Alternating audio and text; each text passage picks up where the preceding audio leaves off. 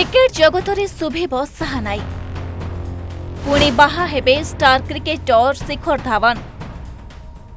ए महिला खेलाड़ी सहित पड़िब हाथगंठी। वर्तमान समय बेस चर्चार रही cricketer Shikhar Dhawan. धवनकर international cricket रे कमबैक करबा एबे मुश्किल परि मन हेउछि। आहत कारण पई आईपीएल रो चलित सीजन मध्यरे से बाहरी जाइथिले।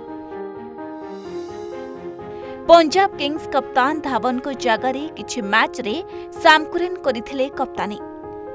2024 रे से केवल 5टी मैच खेली पारिछंती। एबे राष्ट्रीय टीम रे तांको जागा मिलुनी।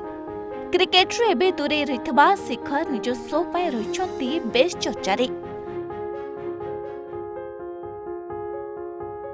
तबे वर्तमान समय शिखर धवन कुआडे पुणी विवाह करबाको जाउथबा खबर पूरा ट्रेंड करुछि। खास करी तांकर विवाह भारतीय महिला क्रिकेट टीम रो पूर्व कप्तान थबा मिताली राज को सहित हेउथबा कुआ जाउछि। हेले खबर सत के मिछ बोधे अनेक जानि नथिबे।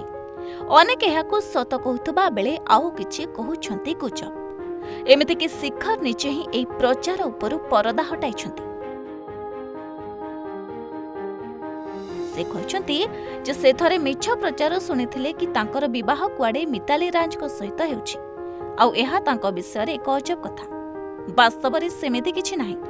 महिला क्रिकेटर स्टार खेलाड़ी रही सारिथबा मिताली राज अवसर पर कमेंट्री एवं मेंटरशिप रे निचर द्वितीय पाळी आरंभ करिसथि। से महिला प्रीमियर लीग रे गुजरात जायंट्स रा मेंटर रहिसथि। सेबडे शिखर धवन एवं तांकर पत्नी आयशा मुखर्जींकर डिवोर्स होई सारिछि। 2012 रे विवाह करथिले।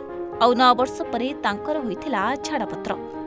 ए कपलकर गोटे पुओ भी अछि जहार ना जोराफल। जदियो एबे से निज मां सहित ऑस्ट्रेलिया रे रहउछि। तेबे धवन अनेक थर सोशल मीडिया पोस्ट जरिया निज पुओ को मने पकाउथबा नजर आसिछंती। Bureau report, Odisha Bhaskar.